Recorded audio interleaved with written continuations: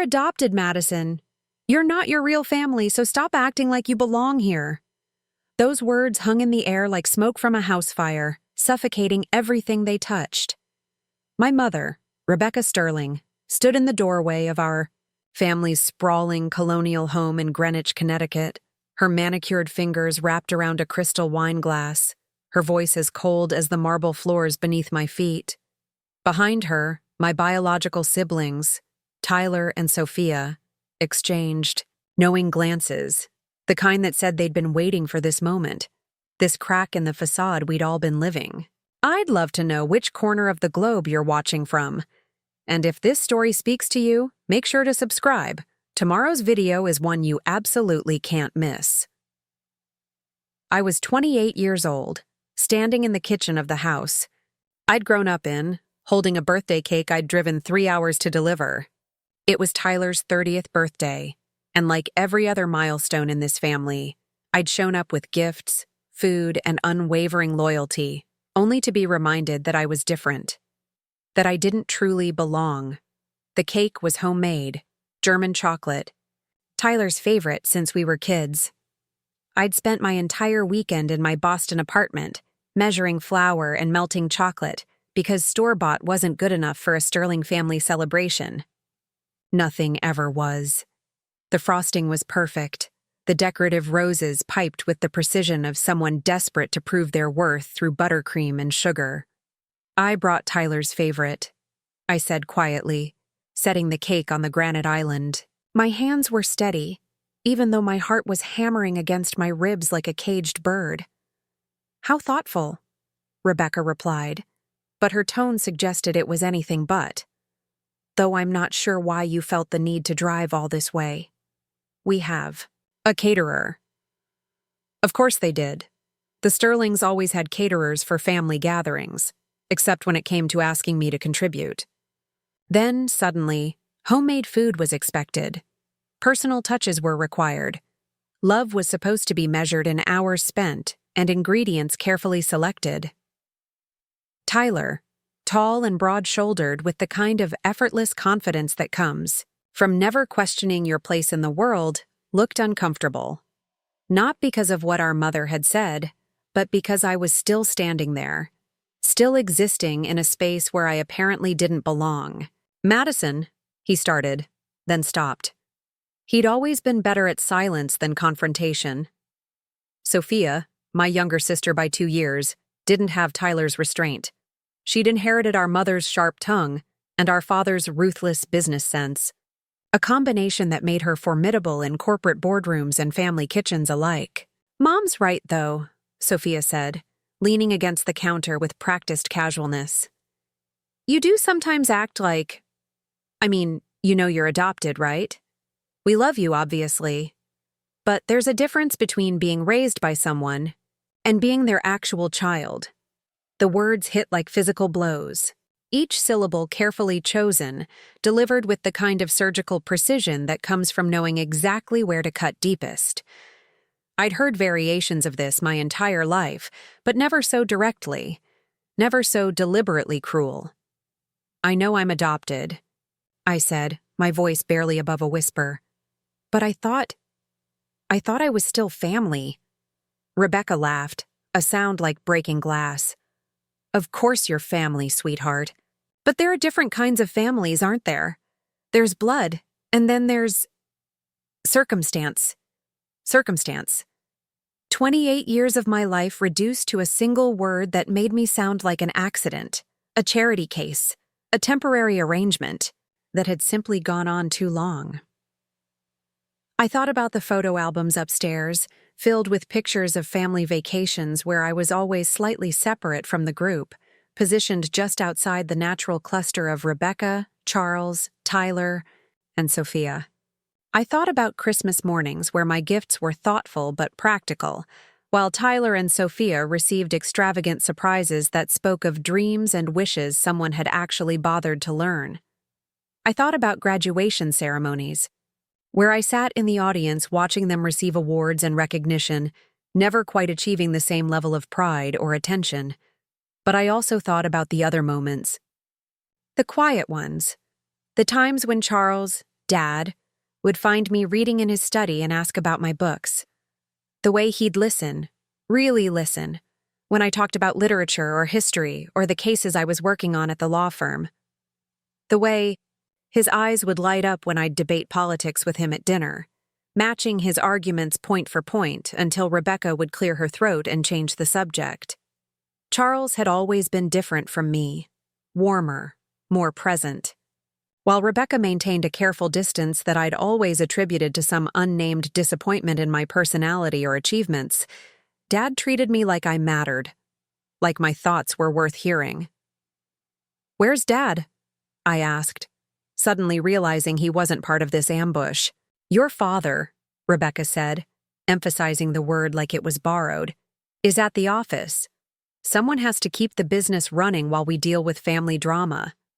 Family drama. As if my existence, my feelings, my 28 years of trying to earn a place at this table were nothing more than an inconvenience to be managed. Tyler shifted uncomfortably, his hands shoved deep in his pockets. "Maybe we should just eat cake and—" "No," Sophia interrupted. "I think it's good that we're finally being honest. Madison's always been so sensitive about everything. Walking on eggshells, you know. Maybe if we just acknowledged the reality of the situation, we could all relax a little." The reality of the situation. I'd been 5 years old when the Sterlings adopted me from St. Catherine's Children's Home in Hartford. 5 years of foster care, of temporary families, of social workers with kind smiles and clipboards full of broken promises. The Sterlings had been different, stable, wealthy. They'd given me everything a child could need: education, opportunities, a beautiful home in one of Connecticut's most exclusive neighborhoods. What they'd never given me was the certainty that I truly belonged. I thought about my childhood bedroom, still preserved exactly as I'd left it when I moved to Boston for law school. Pink walls that I'd begged to repaint as a teenager, but Rebecca had insisted were perfectly lovely. A 4-poster bed with a canopy that looked like something from a fairy tale, but felt like a prison when I lay there at night wondering why. I never seemed to fit quite right into the Sterling family portrait. I thought about family dinners where conversations would stop when I entered the room, not because I was unwelcome, but because I was somehow separate from the inside jokes and shared memories that came from blood and genetics. I thought about holiday traditions that had been established before my arrival and continued after, with me always feeling like a guest who'd overstayed their welcome. But mostly, I thought about Grandpa Sterling, Charles's father. William Sterling had been the one person in this family who'd never made me feel like an outsider. From the moment I'd arrived as a scared 5-year-old with nothing but a torn teddy bear and a garbage bag full of clothes, Grandpa William had treated me like I was his own blood. He'd taught me to play chess on rainy Sunday afternoons, helped me with math homework when numbers felt impossible, and listened to my dreams about becoming a lawyer with the same intensity he gave to his business deals. Grandpa William had built Sterling Industries from nothing, turning a small manufacturing company into a multi-billion-dollar empire that spanned 3 continents. He was brilliant, ruthless in business, but endlessly patient with his grandchildren. All of his grandchildren, including the adopted one who sometimes forgot she wasn't really a Sterling. He'd passed away 6 months earlier, and his absence felt like a wound that wouldn't heal. The funeral had been a massive affair, with politicians and business leaders flying in from around the world to pay their respects. I'd sat in the front row with the rest of the family, holding Rebecca's hand while she sobbed into a designer handkerchief, feeling like my heart was being ripped from my chest. Grandpa William had been my anchor in this family, the one person who made me feel like I truly belonged. Without him, I was just Madison, the adopted daughter, forever grateful, forever trying to prove I deserved the space I occupied. "I should go," I said, backing toward the kitchen door. The cake sat abandoned on the counter, its perfect roses suddenly looking grotesque and desperate. "Madison, wait," Tyler said, finally finding his voice. "You don't have to—" "Yes, she does," Sophia cut him off. "This is family time. Real family time. Real family. The words followed me as I walked through the house I'd grown up in, past photos where I was always positioned just slightly apart, past rooms filled with memories that apparently weren't truly mine to claim. My keys felt heavy in my hand as I walked to my car, a modest Honda Civic that looked ridiculous parked next to Tyler's BMW and Sophia's Mercedes in the circular driveway. I sat in my car for a long moment, staring at the house that had never quite felt like home.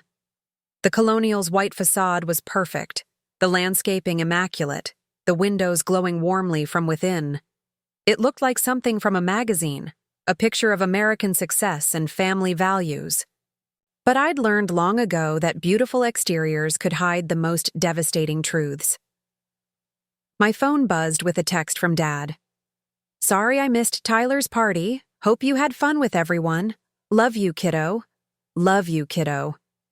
He'd been calling me that since I was 5 years old, and it had never felt like a consolation prize. When Dad said he loved me, I believed him. But Dad wasn't here to witness what had just happened, wasn't here to see his wife and biological children draw lines around what constituted a real family. I drove back to Boston in silence, the radio off, my mind replaying every word of the evening's conversation. By the time I reached my apartment in Back Bay, a modest one-bedroom that I'd decorated with books and plants and thrift store furniture, I felt hollowed out, emptied of something essential. My apartment was small, but mine, filled with evidence of the life I'd built separate from sterling expectations and sterling money. Law books lined the walls, souvenirs from college trips I'd saved for and paid for myself, photos of friends who'd chosen to include me rather than being obligated by adoption papers and family duty. I made tea and sat by my window, looking out at the city lights, thinking about belonging and blood and the difference between being wanted and being needed. I thought about Grandpa William, about the way he'd look at me when I'd visit him in his study, surrounded by leather-bound books and business awards, as if I was the most important person in his world. A lot of love and effort went into bringing this story to life. If you're enjoying it, we'd be so grateful if you'd subscribe to our channel. Now, back to where we left off. "You're going to do great things, Madison," he'd always said. Great things. And don't let anyone tell you otherwise. I'd always assumed he meant professionally, academically, personally. I'd never considered that he might have meant something more literal, more immediate, more life-changing than I could have possibly imagined. My phone rang, interrupting my thoughts. Dad's name appeared on the screen, and for a moment, I considered letting it go to voicemail. I wasn't ready to pretend everything was fine, wasn't ready to smooth over the cracks in our family facade. But I answered anyway, because despite everything, he was still Dad. "Hey, kiddo." His voice was warm, tired. "How was the party?" I closed my eyes, wondering how to explain that his wife and biological children had just made it crystal clear that I would never truly be a sterling, no matter how many birthday cakes I baked or how many years I'd spent trying to earn my place at their table. "It was fine," I lied. "Tyler loved the cake." "I'm sure he did. You always were the one who remembered what people actually liked." The words hit unexpectedly hard, carrying weight I hadn't anticipated. You always were the one. As if being observant, being caring, being the person who paid attention to details was somehow unique in our family. As if love could be measured in remembered preferences and homemade desserts. "Dad," I started, then stopped. "How do you tell someone that their family had just rejected you? How do you explain that 28 years of belonging had been revealed? As an illusion? What is it, sweetheart?" "Nothing," I said. "I'm just tired. Long drive. Get some rest. We'll talk soon, okay?" "Okay." After he hung up, I sat in the darkness of my apartment, feeling more alone than I had since those early days at St. Catherine's, when I'd believed that every family who visited was going to take me home, only to watch them leave with someone else's children. The next morning brought rain and the kind of gray sky that matched my mood. I was getting ready for work, trying to lose myself in the familiar routine of coffee and case files, when my doorbell rang. I wasn't expecting anyone, and visitors were rare in my carefully controlled world. Through the peephole, I saw a man in an expensive suit, older, with silver hair and the kind of bearing that suggested importance. Behind him stood a woman with a briefcase, equally well-dressed, equally serious. "Ms. Sterling?" the man asked when I opened the door. "Ms. Madison Sterling?" "Yes?" "I'm Robert Blackwood from Blackwood, Hayes & Associates. We're the attorneys handling your grandfather's estate. Could we come in? We have some matters to discuss." "With you." My grandfather's estate. 6 months after his death, after the funeral, after the reading of the will that I hadn't been invited to attend because, as Rebecca had explained, it's really just business matters. Nothing that would interest you. I let them in, offered coffee they politely declined, and sat across from them in my small living room, wondering what could possibly be important enough to bring estate attorneys to my apartment on a rainy Tuesday morning. Mr. Blackwood opened, his briefcase with practiced efficiency, removing documents that looked official and important. "Ms. Sterling, I apologize for the delay in contacting you. There were some complications with your grandfather's will that required additional legal review." "Complications?" "Your grandfather left very specific instructions regarding his estate, including several provisions that were to remain sealed until 6 months after his death. Yesterday marked that 6-month anniversary." He handed me a thick envelope with my name written across it in Grandpa William's familiar handwriting. My hands trembled as I took it, remembering all the letters he'd sent me throughout college and law school, filled with encouragement and advice and unwavering belief in my potential. "Before you open that," Mr. Blackwood continued, "I need to inform you of the basic facts. Your grandfather's estate was valued at approximately $45 million. The majority of his assets, including his controlling stake in Sterling Industries, his properties, and his investment portfolio, have been left to you." The words didn't make sense. I heard them, processed them individually, but couldn't arrange them into anything resembling reality. "I'm sorry, what?" "You are the primary beneficiary of William Sterling's estate, Ms. Sterling. Your parents and siblings have been provided for, of course, but the bulk of his wealth and assets now belong to you. $45 million. The number was so large. It felt abstract, like a mathematical concept rather than something that could actually exist in my bank account. I thought about my student loans, my modest salary at the law firm, the way I'd carefully budgeted for Tyler's birthday cake ingredients. "But I'm adopted," I said stupidly. "I'm not really family." Mr. Blackwood's expression softened slightly. "Ms. Sterling, your grandfather was very clear about his intentions. In fact, that letter should explain his reasoning. He spent considerable time ensuring that his will was legally unbreakable, and his wishes were explicitly stated." I stared. At the envelope, at Grandpa William's handwriting spelling out my name with the same care he'd always taken with everything involving me. Madison Sterling. Not Madison the adopted granddaughter, not Madison the outsider, just Madison Sterling, as if I'd always belonged exactly where I was. The female attorney, who had remained silent until now, leaned forward. "Ms. Sterling, there's something else you should know. Your grandfather included provisions in his will that specifically address any challenges to your inheritance. He was anticipating that there might be some family discord regarding his decisions." Family discord. A polite way of saying that Rebecca, Tyler, and Sophia were going to lose their minds when they found out that the adopted daughter they'd never quite accepted had just inherited everything they'd probably assumed was theirs by right of blood. "When will they find out?" I asked. "They were notified this morning," Mr. Blackwood said. "I imagine you'll be hearing from them soon." As if summoned by his words, my phone started ringing. Rebecca's name flashed on the screen, and I felt my stomach clench with familiar anxiety. But something had changed in the past 24 hours, something fundamental and irreversible. Yesterday, I would have answered immediately, would have apologized for existing, and would have tried to smooth over whatever had upset her. Today, I let it ring. The attorneys left me with documents to review, numbers that still felt impossible, and a letter from a grandfather who had apparently seen me more clearly than I'd ever seen myself. After they were gone, I sat in my quiet apartment, holding Grandpa William's letter, knowing that opening it would change everything. Outside, the rain continued to fall, washing the city clean, preparing it for whatever came next.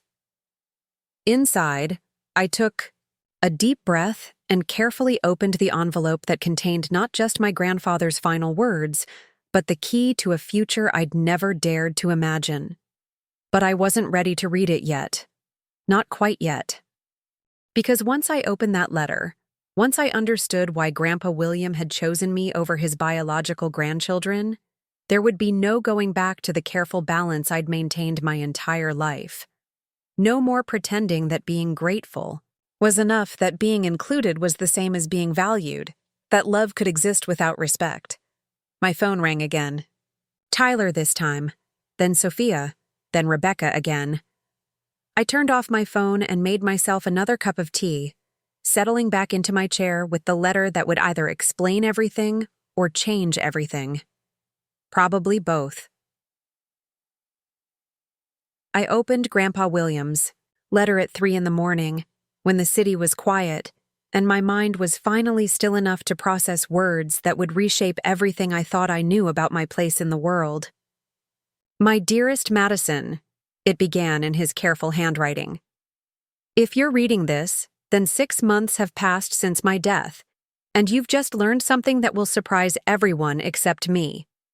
You see, I've been planning this for years, watching you grow into the remarkable woman I always knew you would become, while also watching my biological family take you for granted in ways that broke my heart. His words continued across 3 pages of cream-colored stationery, each sentence deliberate and precise. He wrote about watching me navigate family dinners where my opinions were dismissed, holidays where I was included but never centered, achievements that were acknowledged but never celebrated with the same enthusiasm reserved for Tyler and Sophia's accomplishments. You think I didn't notice, he wrote, but I saw everything. The way Rebecca would introduce you as our adopted daughter to guests, as if your origins needed explanation. The way Tyler and Sophia would exclude you from their private conversations, their shared memories, their automatic understanding that some things were for real, Sterling's only. The way Charles loved you but never fought for you, never insisted that you be treated as an equal member of this family. But then his tone shifted, becoming warmer, more personal. What they never understood is that you were always the one who truly embodied what I tried to build with Sterling Industries. Not the money, not the power, but the integrity, the work ethic, the genuine care for people that goes beyond what they can do for you. Tyler inherited my business sense, but not my values. Sophia got my determination, but not my compassion.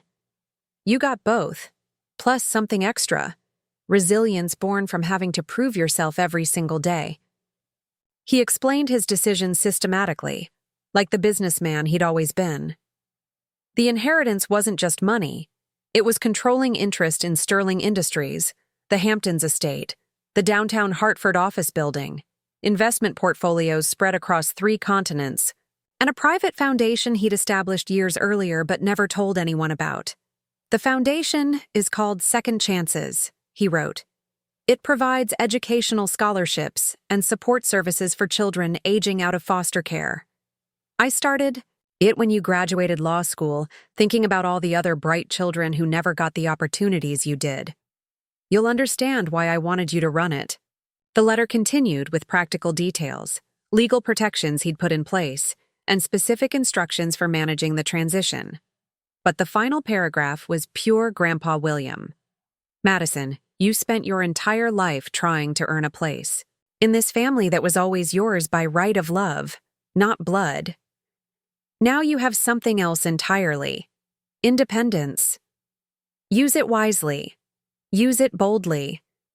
And never again let anyone make you feel like you're lucky to be included at a table where you should have been offered the head seat all along. I folded the letter carefully, my hand steady despite the magnitude of what I'd just learned. $45 million.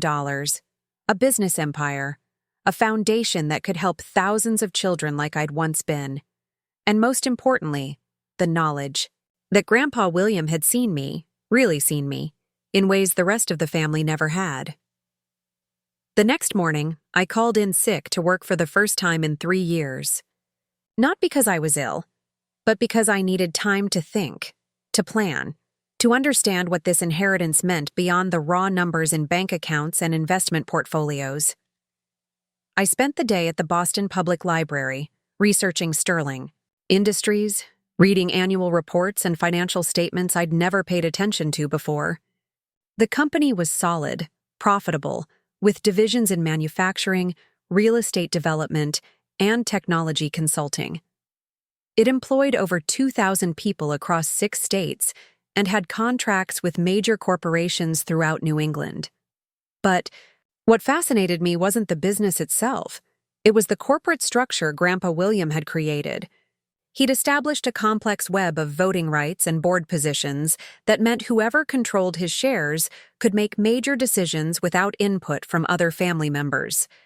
He'd essentially given me the power to reshape not just my own life, but the entire Sterling legacy. That evening, I did something I'd never done before. I called the family house and asked to speak to Dad, specifically requesting that Rebecca not be told I was on the phone. Madison? Dad's voice was confused when he picked up his private office line. Is everything okay? Rebecca said you left Tyler's party early last night. I'm fine, Dad. I actually wanted to talk to you about Grandpa William. What about him? I took a deep breath. Did you know about his will? About what he left me? Silence stretched between us, and I could almost hear him processing the implications of my question. You know, he said finally. The lawyers came yesterday. Dad, he left me everything. The company, the properties, the money, everything. Another pause, longer this time. I know, sweetheart. I've known for months. You knew? And you didn't tell me? Your grandfather swore me to secrecy. He wanted you to learn about it from his lawyers in his timing. But Madison, I need you to know, I agreed with his decision completely. That surprised me. Dad had always been the peacekeeper in our family, the one who smoothed over conflicts and avoided taking sides. To hear him endorse something that would undoubtedly devastate Rebecca and his biological children was unexpected. Why? I asked. Because you earned it, he said simply. Not through genetics or birth order, but through character. Your grandfather saw what I've always seen, that you're the best of all of us. We talked for another hour, and for the first time in my adult life, I felt like Dad and I were having a conversation as equals, rather than as parents and grateful adopted children. He told me about discussions he'd had with Grandpa William over the years, about their shared concerns over Tyler's entitlement and Sophia's ruthless ambition, about their mutual pride in my accomplishments and integrity. They're going to fight. This, he warned me. Rebecca's already talking to lawyers, looking for ways to challenge the will. Can they? Your grandfather was very thorough. He anticipated every possible legal challenge and structured everything to be unbreakable. But that doesn't mean they won't try, and it doesn't mean it won't get ugly. After we hung up, I sat in my apartment, looking at financial documents and legal papers that represented more money than I'd ever imagined having. But what struck me wasn't the wealth itself, it was the freedom. For the first time in my life, I didn't need anything from the Sterling family. I didn't need their approval, their inclusion, their conditional love measured in obligations and expectations. I could choose what kind of relationship I wanted with them, if any.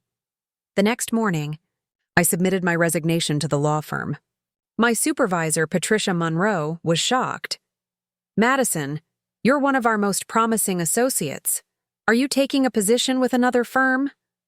I'm taking a position with myself, I said, which wasn't entirely untrue.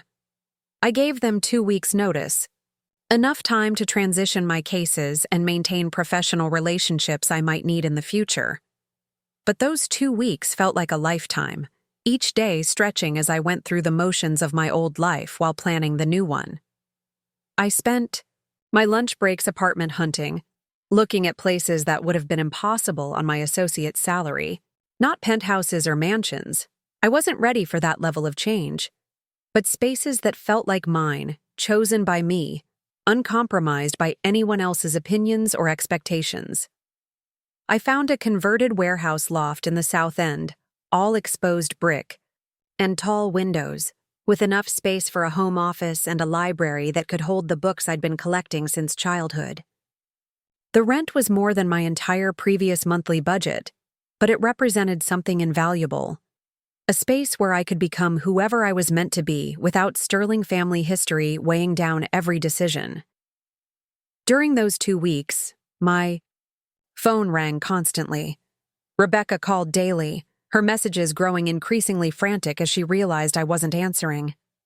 Tyler left awkward voicemails that started with apologies for the birthday party incident and evolved into thinly veiled requests for information about the inheritance.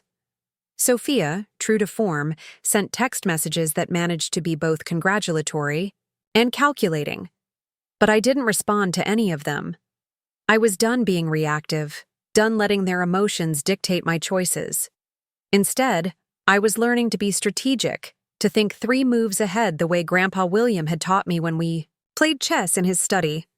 I hired my own legal team, not the firm handling the estate, but independent attorneys who specialized in corporate law and family wealth management. I wanted advice that was mine alone, unfiltered by obligations to the Sterling family legacy, or Grandpa William's original intentions. My new lawyer, Jennifer Chen, was brilliant and direct in ways that reminded me of Grandpa William himself. "You have several options," she explained during our first meeting. "You can maintain the status quo, keep the company running as it is, and live off dividends. You can sell everything and walk away with liquid assets. Or you can take active control and reshape Sterling Industries according to your own vision." What would you recommend? That depends on what you want your life to look like. Do you want to prove yourself as a business leader? Do you want to honor your grandfather's legacy? Or do you want to create something entirely new? I thought about that question for days. What did I want? For 28 years, I'd wanted to belong, to be accepted, to earn my place in a family that had grudgingly included me. But now, with those desires suddenly irrelevant, I could want something else entirely. I wanted to build something that mattered. Something that would help people like I'd once been. Forgotten children who aged out of systems designed to be temporary, brilliant minds that got overlooked because they didn't have the right connections or backgrounds. "I want to expand the foundation," I told Jennifer during our second meeting. "I want to take Sterling Industries in a direction that creates real social impact while remaining profitable." She smiled. "That's ambitious. It's also going to require significant changes in company culture and strategic direction." "I know. Your family isn't going to like it. I know that too." We spent the following weeks developing a comprehensive plan. Jennifer connected me with business consultants who specialized in social enterprise, financial advisors who understood impact investing, and nonprofit experts who could help me scale the Second Chances Foundation in ways Grandpa William had only dreamed of. I learned about corporate social responsibility, sustainable business practices, and innovative financing models that could help companies profit while addressing social problems. I discovered that Sterling Industries was perfectly positioned to become a leader in this space, with enough financial stability to take calculated risks and enough market influence to inspire industry-wide changes. But most importantly, I learned that I had good instincts for business strategy, that my years of careful observation and analysis had prepared me for this role in ways I hadn't realized. On my last day at the law firm, I cleaned out my desk and said goodbye to colleagues who'd become friends. Patricia pulled me aside for a final conversation. "I don't know what opportunity you're pursuing," she said, "but I hope you know how much potential you have. Don't let anyone convince you to play small. Don't let anyone convince you to play small." The advice resonated as I drove home to my small apartment for the last time, boxes of books and personal items loaded in my Honda Civic. Tomorrow, I will move into the loft. Next week, I will walk into Sterling Industries as its new majority owner. Next month, I would begin implementing changes that would transform not just the company, but my relationship with the Sterling family forever. I spent my final evening in the Back Bay apartment reading through Grandpa William's business journals, documents that Jennifer had secured from the estate. His handwriting filled page after page with strategic insights, employee observations, and long-term vision plans that revealed the depth of his thinking about Sterling Industries' future. But it was a single entry from 2 years earlier that stopped me cold. Madison called today to congratulate me on the Morrison acquisition.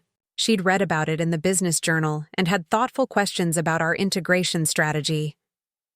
Tyler and Sophia don't even know we completed the deal. I'm more convinced than ever that she's the only one who truly understands what I built and why it matters. He'd been watching me, evaluating me, preparing me for this role long before I knew it existed. The inheritance wasn't just a gift. It was a job offer from beyond the grave, an opportunity to prove that his faith in me had been justified. I closed the journal and looked around my apartment one last time.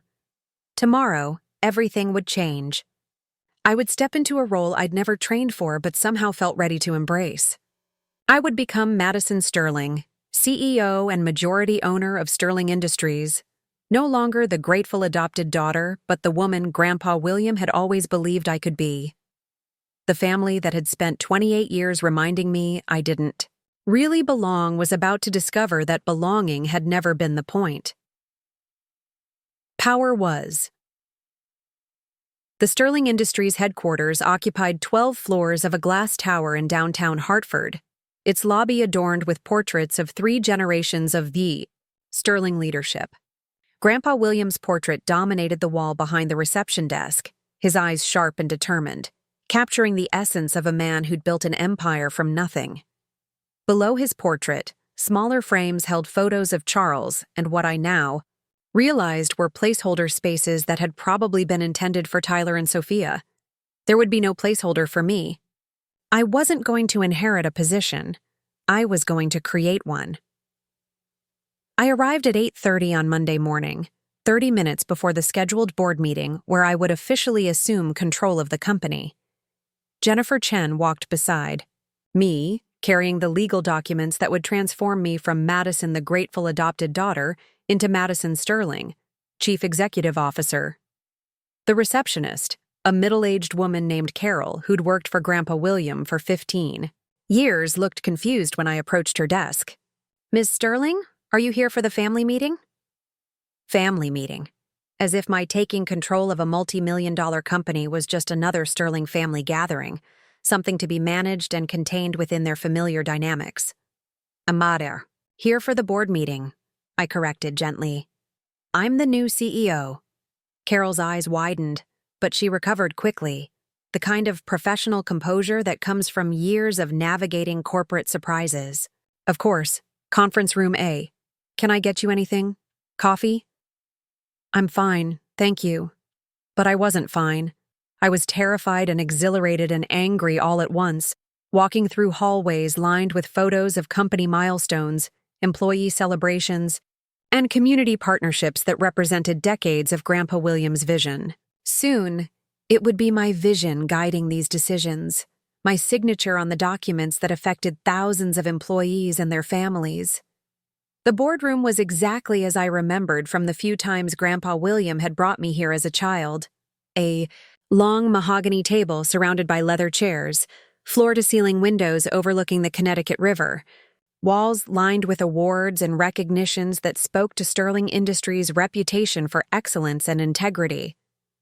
5 board members were already seated when I entered. 3 external members who'd served under Grandpa William for years, plus Charles and Rebecca.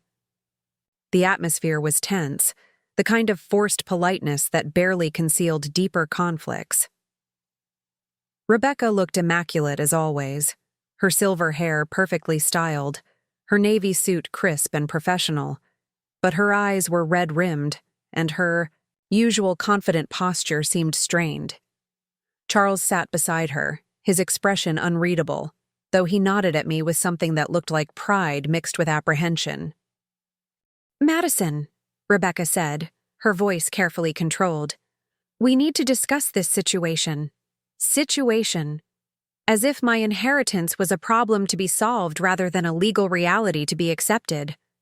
"There's nothing to discuss," I replied, taking my seat at the head of the table, the chair that had been Grandpa William's for 30 years. "I'm here to assume my role as majority shareholder and CEO of Sterling Industries."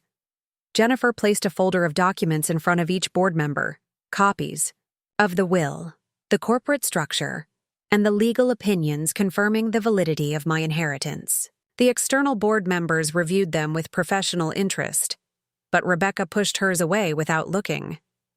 "This is ridiculous," she said, her careful composure beginning to crack. "Madison, you have no business experience. You've never even worked here.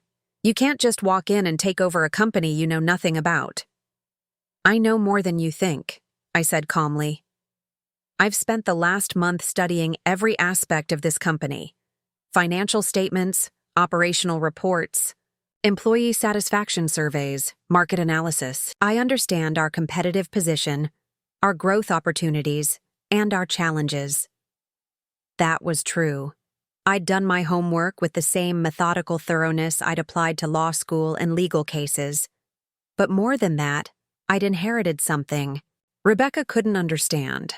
Grandpa William's instincts for people and strategy, developed through years of conversations she'd never bothered to notice. Charles leaned forward. "Madison, what are your intentions for the company?" It was the right question, the one a responsible board member should ask. Not whether I deserved to be there, but what I planned to do with the responsibility. "Sterling Industries has always been profitable," I said, "but profitable isn't enough anymore. I want to transform us into a model for social enterprise. A company that generates strong returns while creating measurable positive impact in our communities." I outlined my vision, expanding our manufacturing operations to include renewable energy components, developing affordable housing projects through our real estate division, and creating apprenticeship programs that would train workers for high-skilled jobs while addressing the skilled labor shortage. Each initiative would be profitable while addressing real social needs.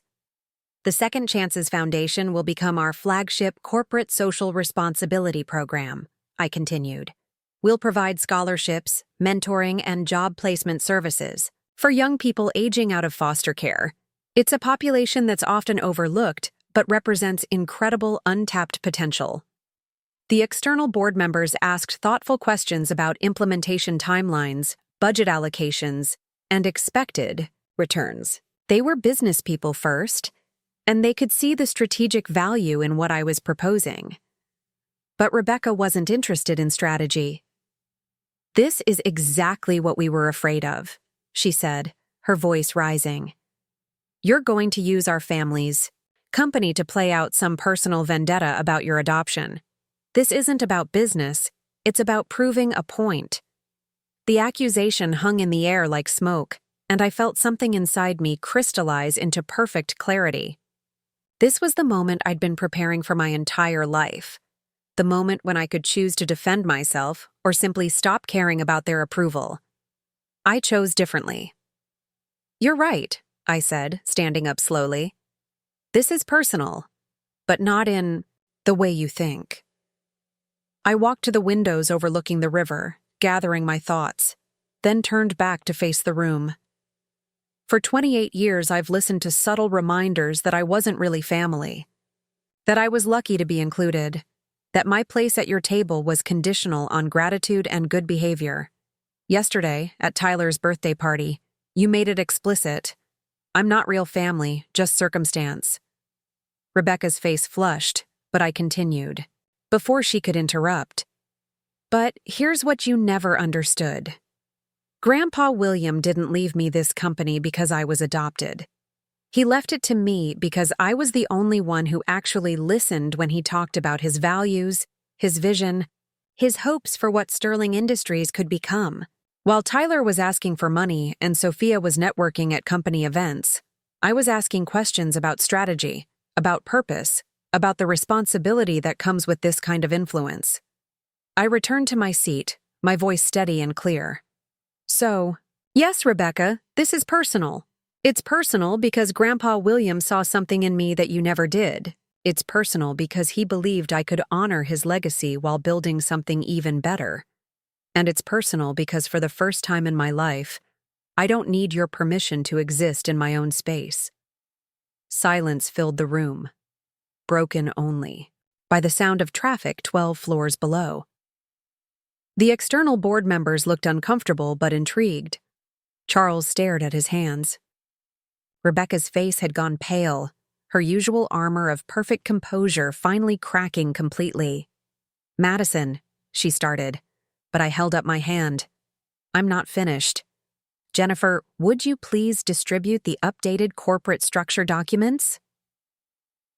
The new documents outlined changes I'd spent weeks developing with my legal team. Rebecca and Charles would retain their positions on the board, but with reduced voting power. Tyler and Sophia, who'd never shown interest in the company beyond what it could provide them, would receive generous trust funds, but no corporate roles or responsibilities. The message was clear. This was my company now, run according to my vision, with board oversight from people who actually understood business. These changes are effective immediately, I said. The first external hire I'm making is a chief operating officer with experience in social enterprise. The second will be a director of community impact who will oversee the foundation expansion and our new community programs. Rebecca stood abruptly, her chair scraping against the hardwood floor. This is insane. Charles, are you going to let her destroy everything your father built? Charles looked up, and for the first time that morning, he smiled. Dad didn't build a company, Rebecca. He built a legacy. And legacy isn't about preserving what was, it's about evolving into what could be. The betrayal, if that's what Rebecca considered her husband's support, seemed to break something inside her. She grabbed her purse and headed for the door, pausing only to deliver a final shot. Don't think this is over, Madison. Family means something, whether you understand it or not. You're absolutely right, I said. Family does mean something. It means supporting each other's dreams, celebrating each other's successes, and building each other up instead of tearing each other down. When you're ready to be that kind of family, my door is open. She left without another word, her heels clicking angrily against the marble floor. The room felt lighter in her absence, as if her anger had been a physical weight pressing down on all of us. The rest of the meeting proceeded smoothly. The external board members approved my strategic plan with minor modifications, impressed by the thoroughness of my research and the practicality of my implementation timeline. Charles asked thoughtful questions that showed he'd been paying more attention to company operations than I'd realized. Jennifer handled the legal formalities with professional efficiency. By 11:30, I was officially the CEO of Sterling Industries, with full authority to implement the changes I'd outlined. But the real transformation had happened earlier, in the moment when I'd stopped defending my right to exist and started asserting my right to lead. After the meeting, Charles lingered as the others filed out. I'm proud of you, he said simply. Your grandfather would be proud too. Thank you. That means more than you know.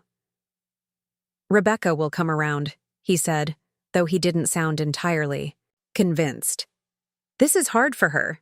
She's never liked change, and this is a lot of change all at once. I nodded, but privately I doubted Rebecca would ever truly accept this new reality. She'd built her identity around being a Sterling by marriage, mother to the next generation of sterling leaders. My inheritance had shattered that narrative, replacing it with something she couldn't control or predict. "What about Tyler and Sophia?" I asked. Charles sighed.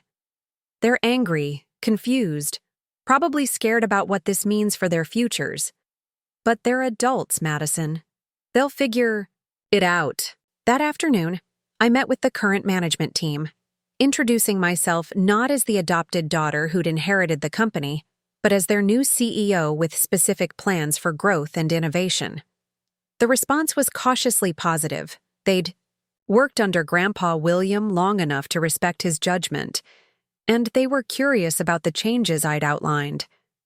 I spent the rest of the week in intensive meetings, learning about operations I'd only understood theoretically, meeting with department heads who would be implementing my vision, and beginning the process of cultural transformation that would align company practices with my values.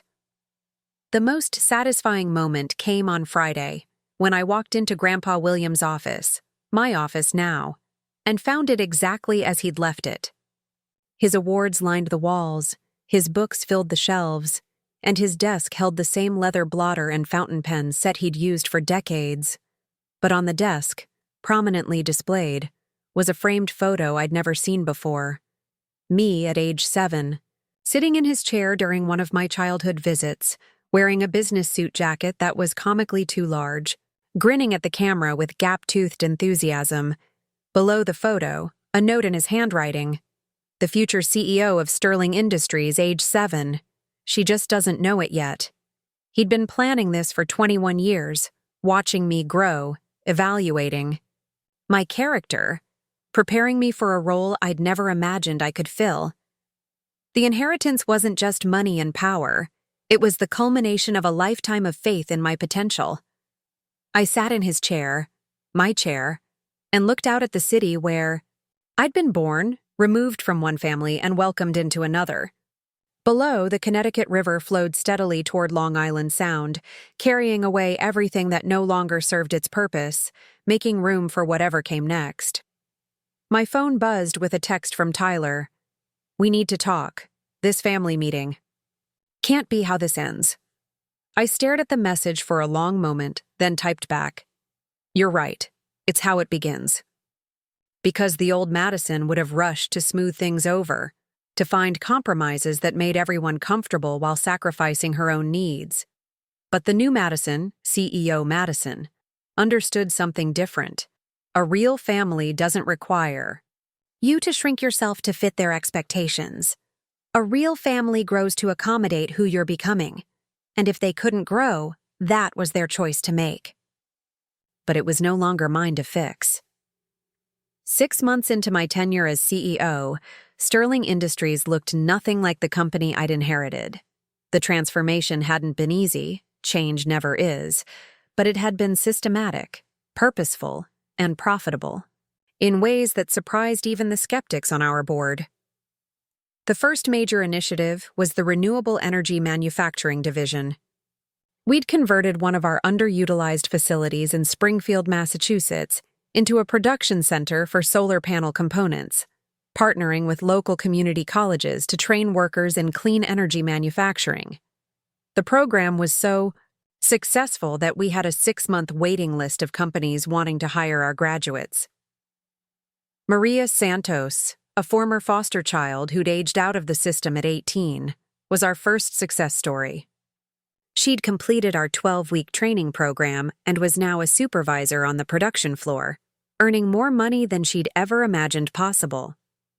When I visited the Springfield facility for our quarterly review, Maria approached me during the lunch break. "Ms. Sterling," she said, her voice nervous but determined. "I wanted to thank you, not just for the job, but for seeing something in people like me that most employers don't." "What do you mean?" "I've been in interviews where they see foster care on my application and their whole attitude changes, like I'm damaged goods or something. But here, it's different. You guys actually value what we've been through, like it made us stronger instead of broken." That conversation stayed with me as I drove back to Hartford. Maria was right. We weren't just providing jobs. We were changing narratives about what it meant to come from difficult backgrounds. The Second Chances Foundation had evolved from Grandpa William's modest scholarship program into a comprehensive workforce development initiative that was attracting national attention. The foundation now operated out of a renovated warehouse in Hartford's North End, a neighborhood that had struggled with unemployment and disinvestment for decades. We'd transformed the space into a training center, mentoring hub, and resource center that served not just foster youth, but anyone who needed a second chance at building a stable career. My favorite part of the week was Thursday afternoons, when I'd leave corporate headquarters and spend time at the foundation, not as the CEO making ceremonial appearances, but as a mentor working directly with participants in our programs. That's where I met David Kim, a 24-year-old who'd spent his teenage years in group homes after his parents died in a car accident. He was brilliant with technology, but had struggled to find steady employment because he lacked formal credentials and networking connections. I taught myself programming, he told me during our first meeting. Built websites for small businesses in my neighborhood, but nobody wants to hire someone without a computer science degree. What if the degree isn't the point? I asked. What if we can prove your skills matter more than your credentials? 6 weeks later, David was leading our new digital literacy program, teaching other foster youth how to build websites, manage social media accounts, and develop mobile applications. We'd partnered with 3 local nonprofits who needed technology support but couldn't afford professional consultants. David's team provided those services while building real-world portfolios that showcased their abilities. The program was so effective that we started getting calls from other companies wanting to hire our graduates. Within 3 months, we had a pipeline of entry-level technology positions with starting salaries that could support independent living. But the transformation wasn't just about new programs. It was about changing how Sterling Industries operated. As an employer, we implemented flexible scheduling that allowed workers to attend night school or care for family members. We established an emergency fund that provided interest-free loans to employees facing unexpected hardships. We created mentorship programs that paired experienced workers with newer employees, fostering the kind of supportive relationships that help people thrive. The changes were expensive initially, but they paid for themselves through increased productivity, reduced turnover, and the kind of employee loyalty that money can't buy.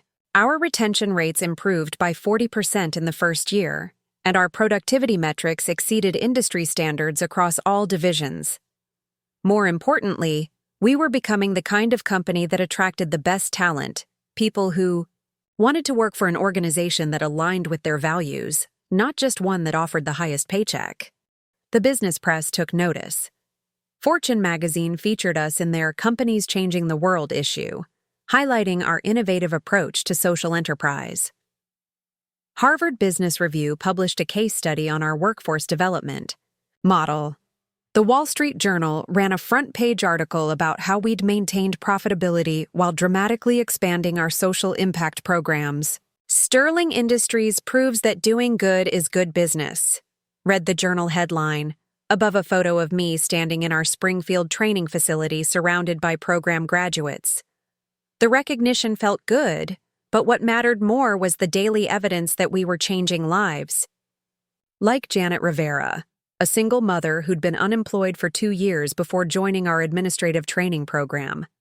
She was now managing our foundation's intake process and had just been accepted into a part-time MBA program that we were helping to fund.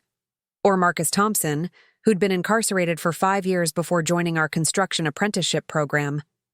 He was now a foreman on our affordable housing development projects and had started a nonprofit that helped other formerly incarcerated individuals find stable employment. Each success story reinforced my conviction that Grandpa William had been right.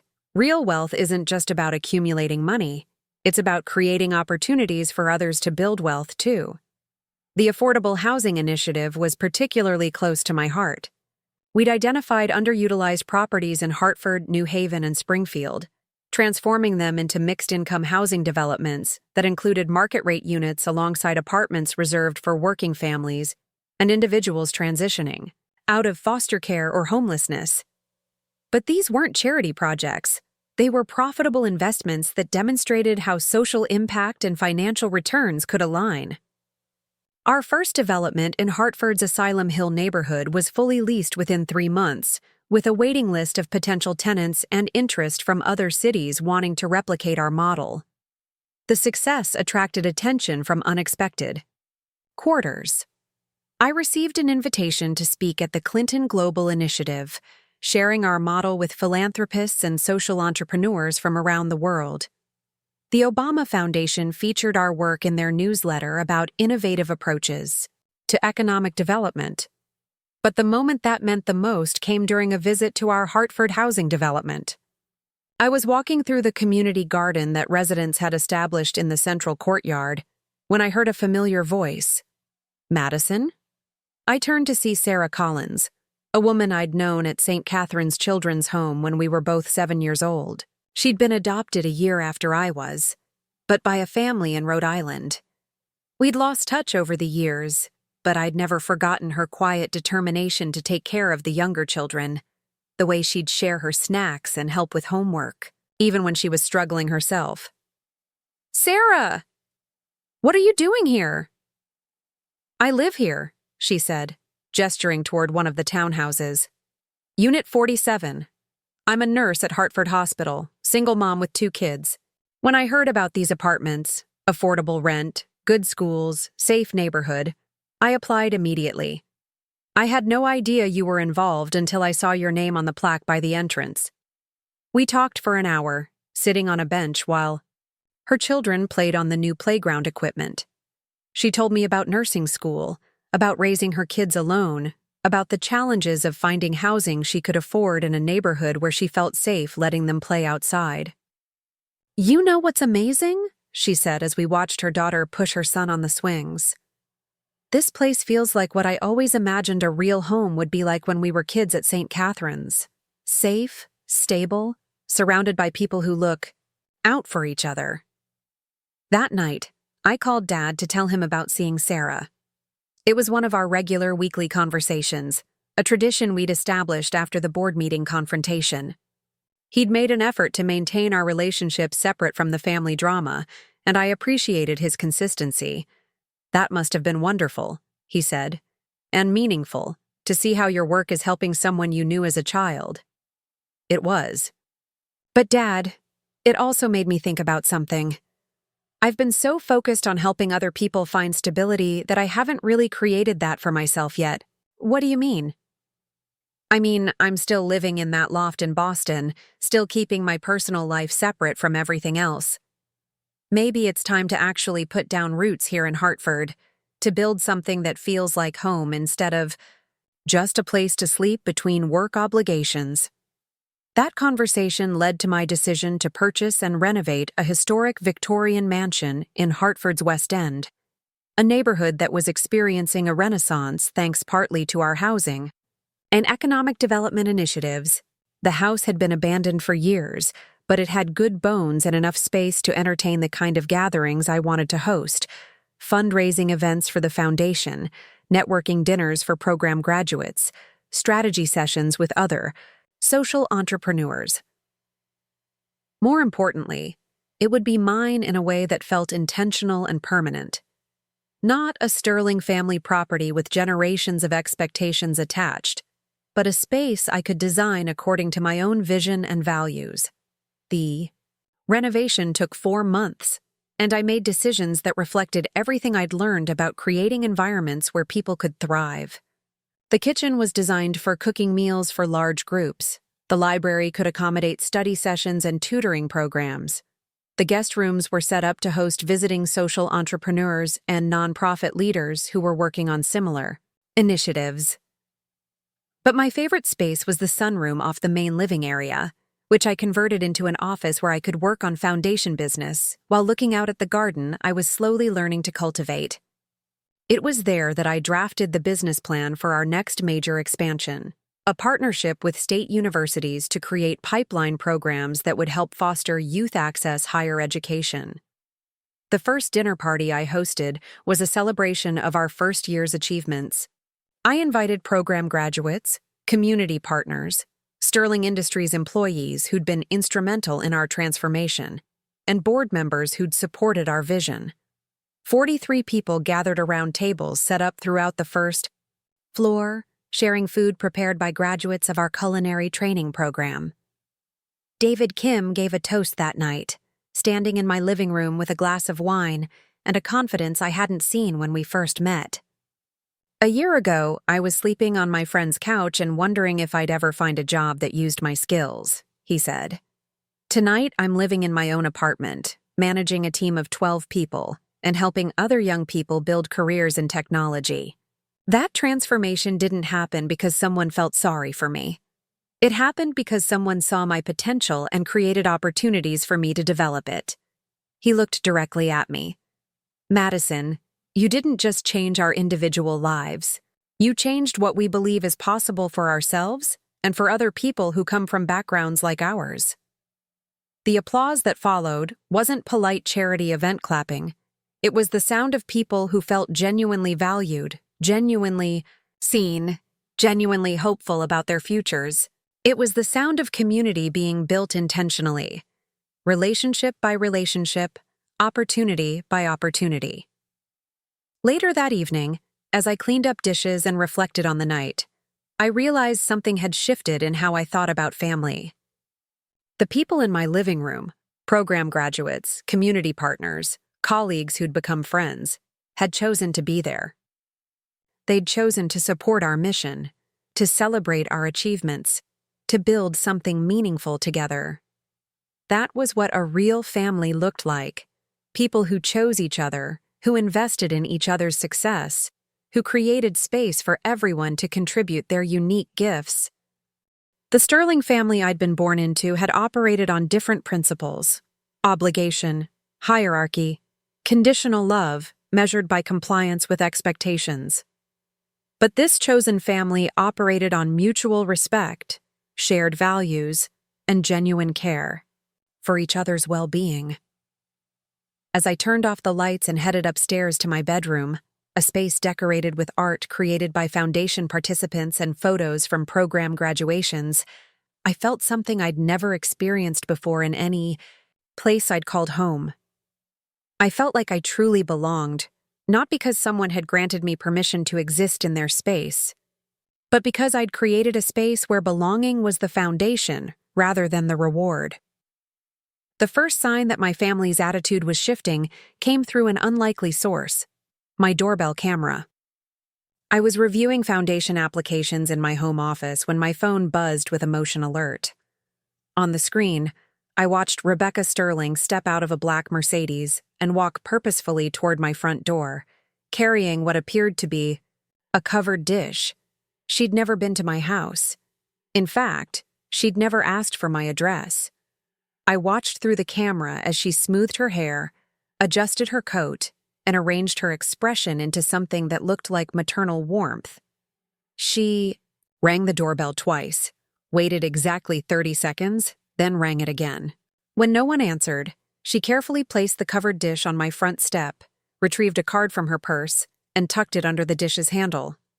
After she drove away, I waited another hour before retrieving her peace offering.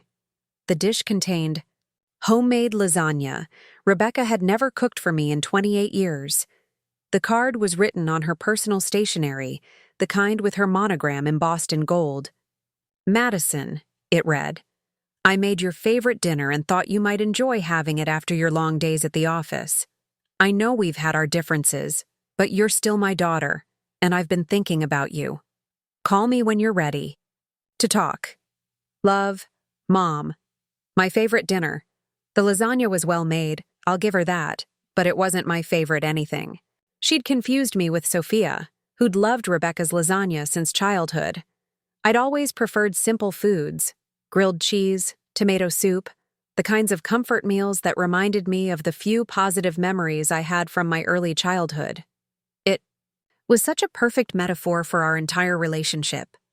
genuine effort applied to completely wrong assumptions about who I actually was. I took a photo of the card and the lasagna, then donated the food to the community kitchen that operated out of our foundation's building. If Rebecca wanted to feed, someone her cooking could nourish people who actually needed it. The next attempt came 3 days later, during a board meeting at Sterling Industries. I was presenting our quarterly impact report. Job placements were up 40%, our housing developments were exceeding occupancy projections, and we'd just secured a partnership with Yale University for our education pipeline program when my assistant knocked on the conference room door.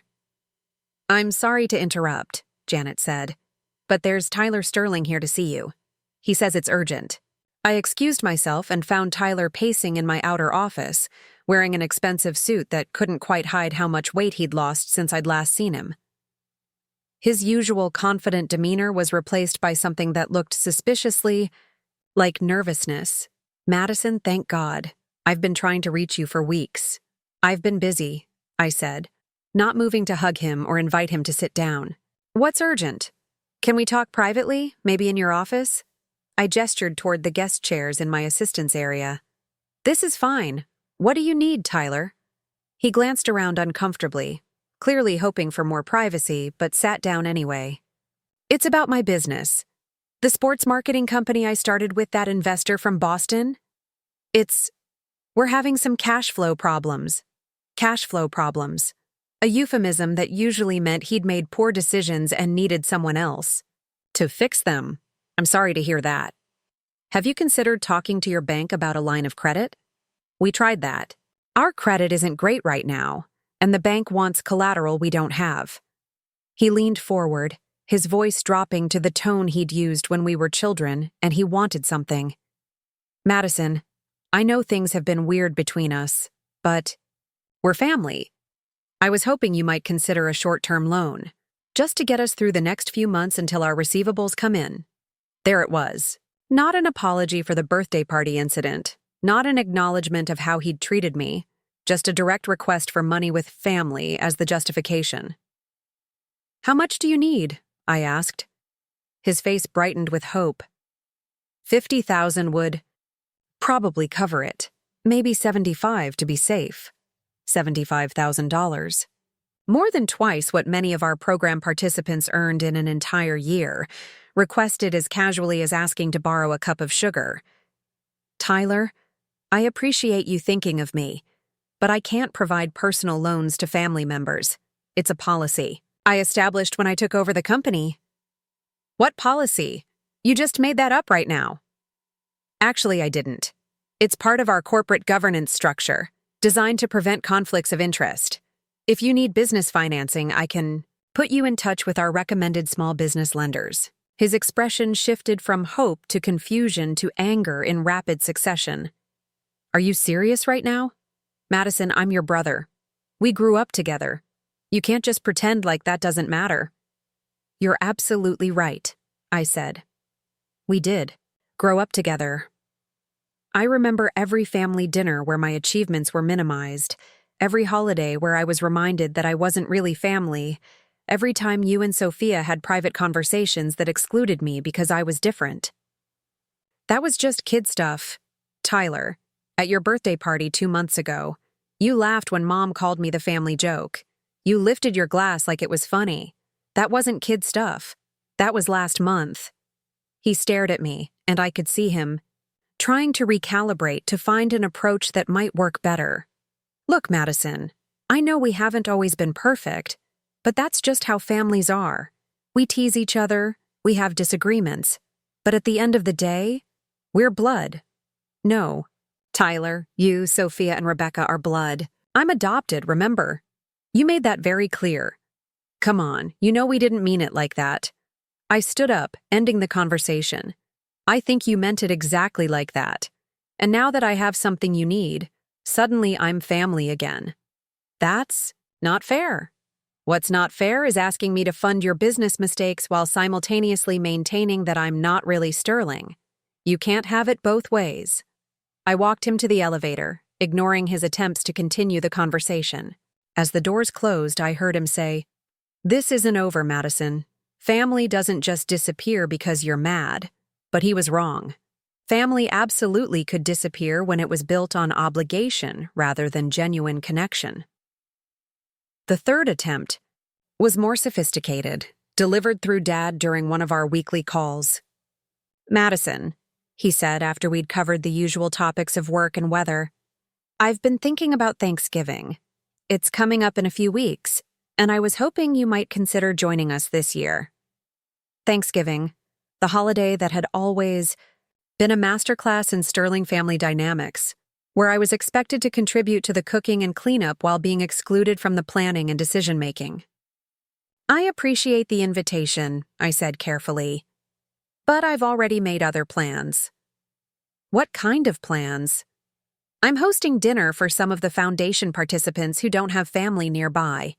People who could use a comfortable, welcoming holiday meal." "That's very generous of you, sweetheart. But couldn't you do that on a different day? Thanksgiving is for the family." There was something in his tone that suggested this wasn't entirely his idea. "Dad, did Rebecca ask you to invite me?" A pause. "She's been worried about you. We all have. You've been so distant since everything changed." "Since everything changed." A delicate way of referring to the inheritance and my assumption of power that had disrupted their comfortable family hierarchy. "I'm not distant, Dad. I'm just busy building something meaningful. But I'm happy to see you anytime you want to visit. Hartford, you're always welcome at my house. It's not the same as being together for the holidays. You're right, it's better. When you visit me, it's because you want to see me, not because tradition requires it." Another pause. "Madison, Rebecca, wants to apologize for what she said at Tyler's party, for how she's handled all of this. She's been talking about calling you. She knows my number. She's afraid you won't answer. She's probably right." "Sweetheart, I know she hurt your feelings, but don't you think it's time to move past this? She's family. We're all family." I took a deep breath, choosing my words carefully. "Dad, I love you. You've been a wonderful father to me, and that hasn't changed. But I need you to understand something. I'm not angry with Rebecca. I'm not punishing her or holding grudges. I'm simply done pretending that being tolerated is the same as being valued. She does value you." "No, Dad. She values what I can provide. There's a difference." The fourth attempt was the most desperate, and it came from Sophia.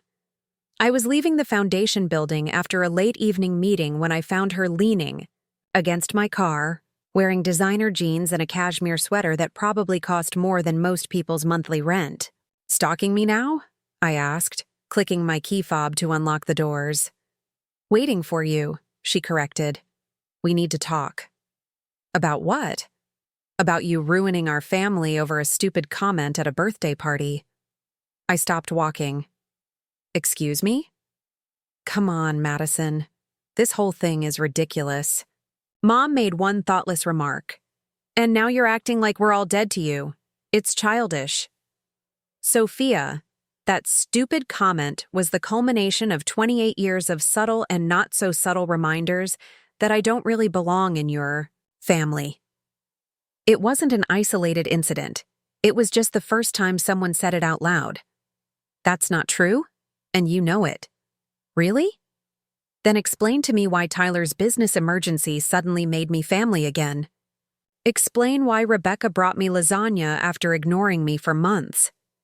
Explain why Dad wants me at Thanksgiving dinner now that I control Sterling Industries." Sophia's confident expression faltered slightly. "Maybe we haven't always been perfect, but families aren't perfect. That doesn't mean you throw them away the first time someone hurts your feelings." "The first time?" "Sophia, how many family events can you remember where someone actually asked about my life, my work, my interests? How many conversations have we had where you seemed genuinely curious about who I am as a person rather than what I could do for the family?" She was quiet for a moment, and I could see her trying to recall specific instances that would prove me wrong. "We've always included you," she said finally. Including someone and valuing them are different things. You included me the way you'd include any house guest, politely, temporarily, with the understanding that I should be grateful for the accommodation. So what? Now you're too good for us? Now that you have Grandpa's money, you're better than the family that raised you? It was exactly the wrong thing to say, and I could tell from her expression that she realized it immediately. The family that raised me, I repeated. Not the family I belong to, not the family I'm truly part of, but the family that raised me. Like I was a charity project you all took on temporarily. That's not what I meant. Yes, it is. And that's exactly the problem. I got in my car, but she knocked on the window before I could start the engine. Madison, wait. I'm sorry, okay? I'm sorry for what Mom said. I'm sorry for laughing. I'm sorry for all of it. Can't we just go back to how things were? I rolled down the window. Sophia, how things were was me funding your lifestyle choices while being reminded that I wasn't really family. How things were was me trying desperately to earn a place at a table where I was never truly welcome. Why would I want to go back to that? Because we're your family, she said, and her voice actually broke a little. Because without you, we're not the same.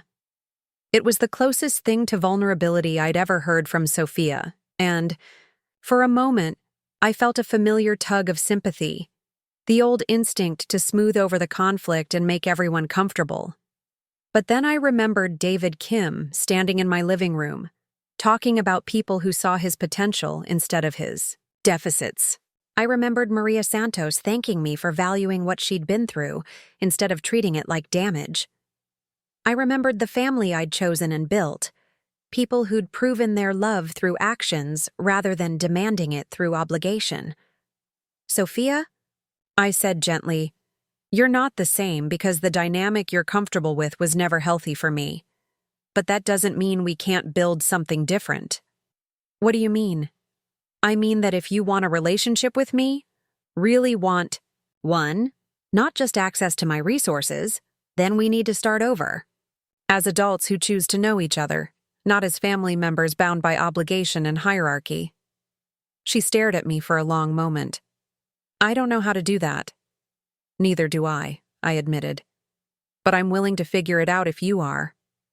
The question is whether you want a relationship with Madison the person or just Madison the bank account. I drove home thinking about that conversation, about the difference between the family that had raised me and the family I was choosing to build. The Sterlings had given me many things: education, opportunities, financial security. But they'd never given me the thing I'd needed most: unconditional acceptance of who I actually was. The foundation participants, my colleagues, the community. I was building in Hartford. They knew me as Madison the CEO, Madison the mentor, Madison the woman who'd turned her own difficult beginnings into opportunities for others. They valued my ideas, my contributions, my presence, not because they had to, but because they chose to. That night, I made a decision that would define how I approached all future attempts at reconciliation. I would be open to rebuilding relationships with any Sterling family member who was willing to start over, to see me as I actually was, rather than as they needed me to be. But I would never again accept being tolerated as a substitute for being valued. The family I'd been born into would have to earn their place in the family I was choosing to create, and if they couldn't make that adjustment, that would be their choice to live with, not mine to fix. The phone call came at 6:30 on a Tuesday morning, jolting me awake in my Hartford home. Jennifer Chen's voice was tense in a way I'd never heard before, all professional composure stripped away by urgency. Madison, you need to get to my office immediately and bring any financial documents you have related to your personal accounts, bank statements, credit reports, anything going back 5 years. What's wrong? I'll explain when you get here. Just trust me. This is serious. An hour later, I sat in Jennifer's conference room surrounded by documents I didn't understand and legal terms that made my stomach clench with dread. Across from me, Jennifer's expression was grim as she laid out a series of bank statements, credit applications, and loan documents that bore my name but contained details I'd never authorized. Madison, were you aware that someone has been using your identity to secure credit lines and loans for the past 3 years? The words hit like a physical blow. What do you mean? I mean someone with access to your personal information has opened 4 different credit accounts in your name, secured a business line of credit using your social security number, and took out a personal loan for $68,000 that's currently in default. She slid a stack of papers across the table. Each document showed my name, my address, my social security number, but transactions and purchases I'd never made. Credit card charges for luxury vacations I'd never taken. Loan applications for amounts I'd never needed. Business registrations for companies I'd never heard of. The total debt accumulated in your name is approximately $230,000, Jennifer continued. Most of it has been in default for the past 6 months, which means your credit score has been devastated, and there are likely collection agencies involved. I stared at the documents, my mind struggling to process the implications. Someone had been living financially under my identity while I'd been building my new life, destroying my credit and reputation while I was focused on transforming Sterling Industries and expanding the foundation. How is this possible? I monitor my credit regularly. The perpetrator was sophisticated. They used a different address for most of the accounts, a post office box in West Hartford, and had mail forwarded to avoid detection. They also seemed to have intimate knowledge of your personal information, including details that would only be available to family members or close friends. Family members. The implication hung in the air like smoke from a fire I couldn't yet. See? You think someone in my family did this? Jennifer opened another folder, revealing surveillance photos and bank security footage. The evidence suggests that Rebecca Sterling has been the primary perpetrator, with possible assistance from Tyler Sterling. The images were clear and damning. Rebecca walked into a Bank of America branch in West Hartford, signing documents at a desk across from a loan officer. Tyler entered a luxury car dealership, paperwork in hand, pointing at a BMW that was apparently purchased using credit secured in my name.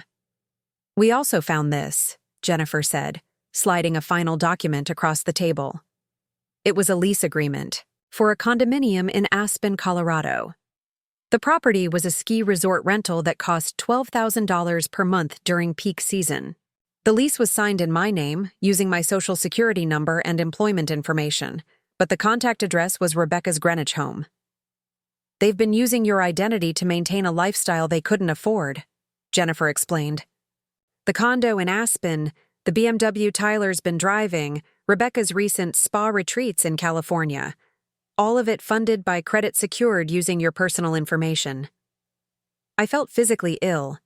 While I'd been working to build opportunities for foster children and young adults aging out of the system, my adoptive family had been stealing my identity to fund luxury purchases and vacations.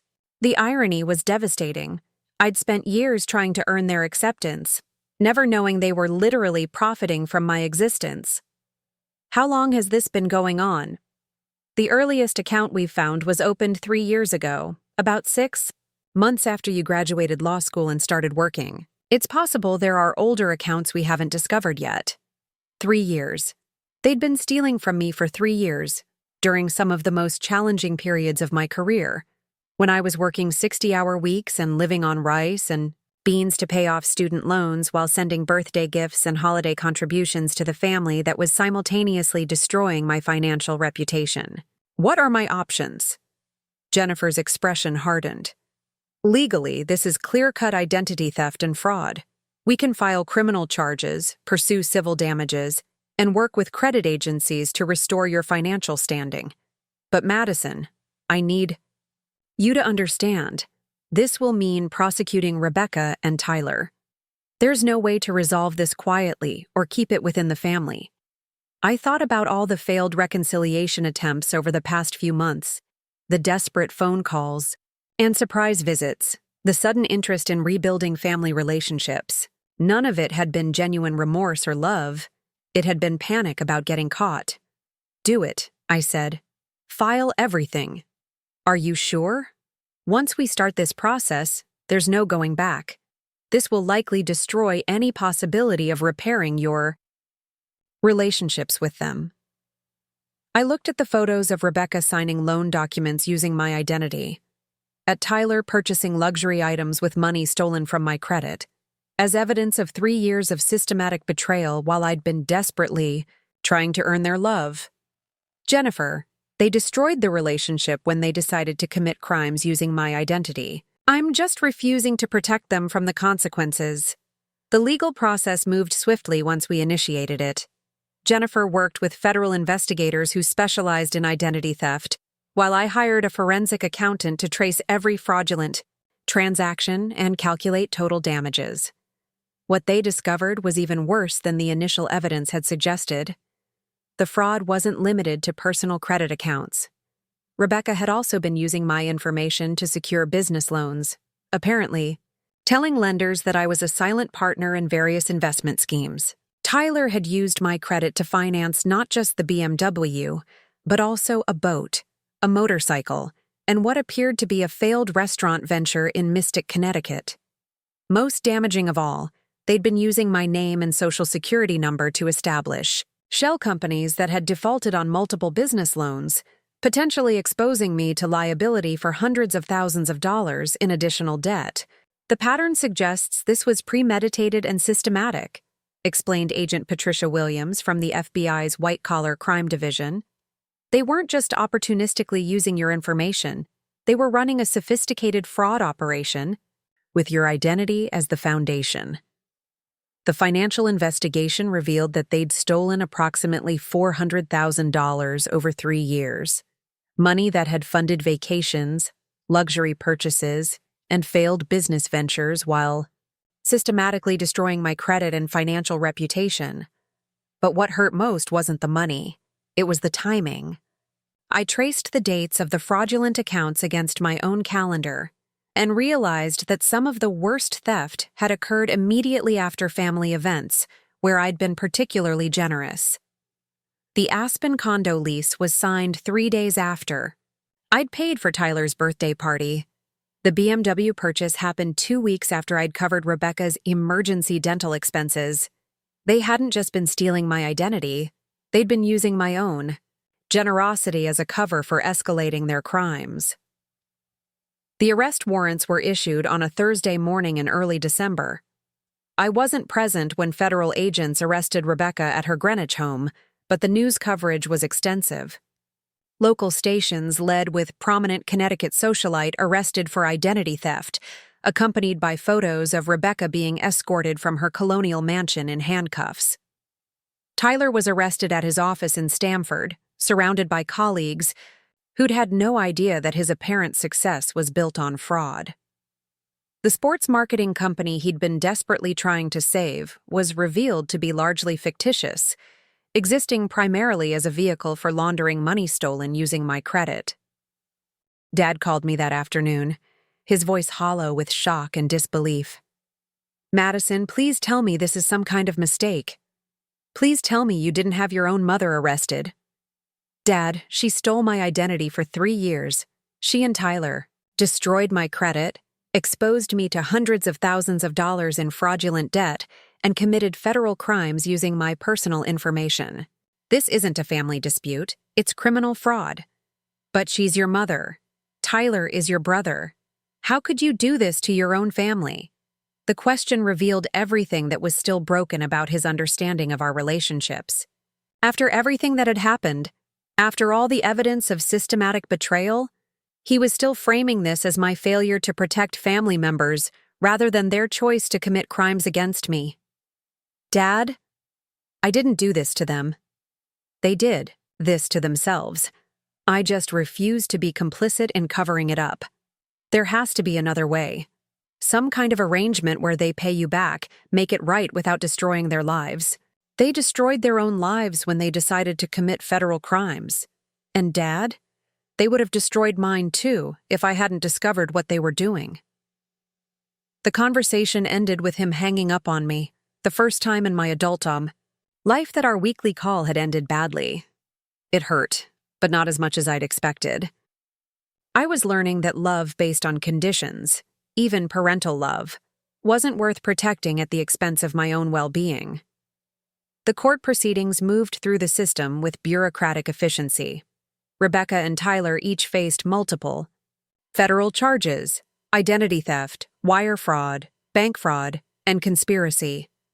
The evidence was overwhelming, documented in bank records and surveillance footage that made denial impossible. But what surprised me was their legal strategy.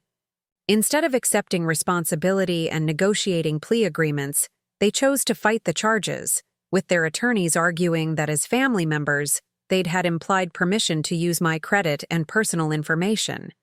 The argument was both legally absurd and personally devastating. They were literally claiming in federal court that being my adoptive family gave them the right to steal my identity and destroy my financial reputation. Jennifer was furious when she read their legal filings. "This is beyond insulting," she said. "They're arguing that adoption papers give them ownership rights to your financial identity. It's not just wrong, it's delusional." The trial became a public spectacle that I'd never wanted.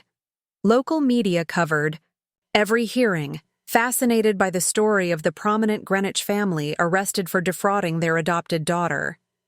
Business journals picked up the story because of my role as CEO of Sterling Industries, framing it as a cautionary tale about family dynamics in wealthy families.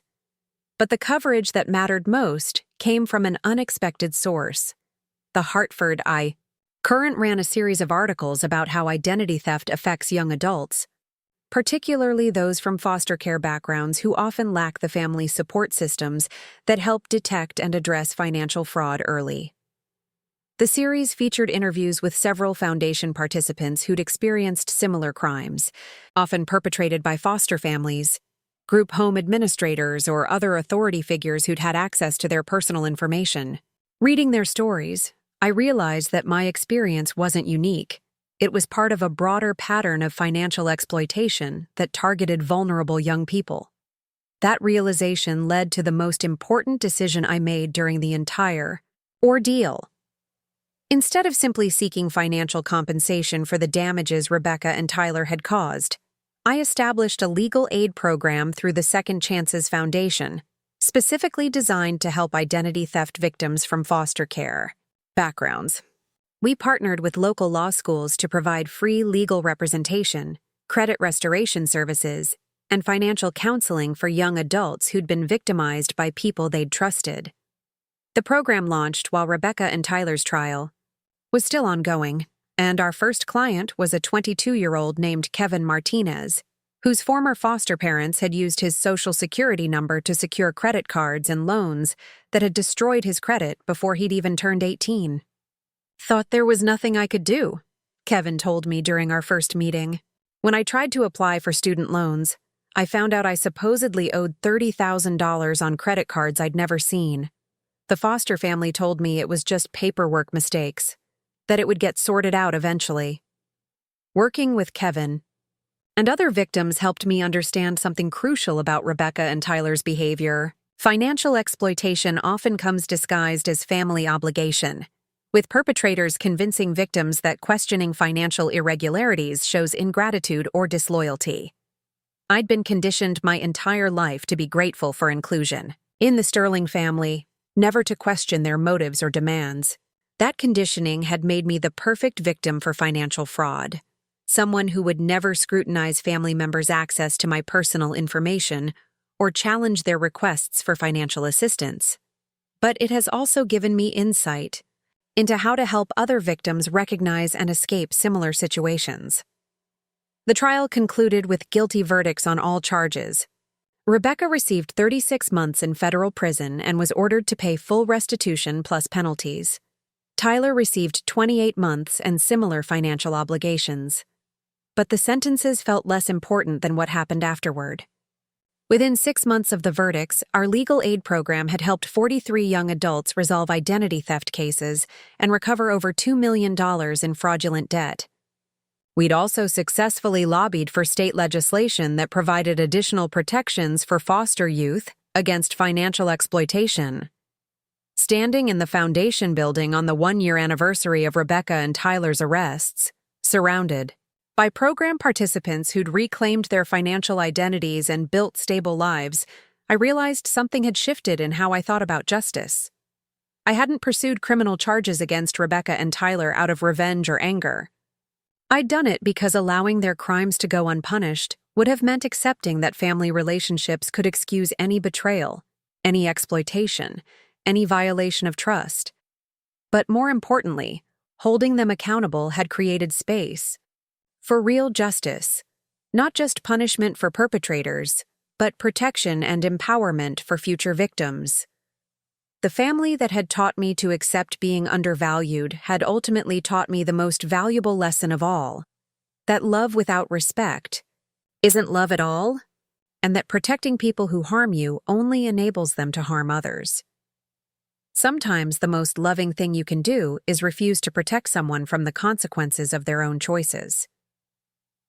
2 years later, I stood at the podium of the Connecticut Convention Center, looking out at an audience of 1,200 people who'd gathered for the annual Second Chances Foundation Summit. The auditorium was filled with foster youth, social workers, business leaders, nonprofit executives, and government officials, all united by a shared commitment to transforming how society supports young people transitioning out of foster care. But what made this moment extraordinary wasn't the size of the audience or the prestige of the venue. It was the presence of 87 program graduates sitting in the front rows, each wearing pins that displayed their current achievements. Yale Medical School, IBM software engineer, small business owner, community college professor, Hartford police detective, nursing supervisor. These weren't just success stories to parade in front of donors.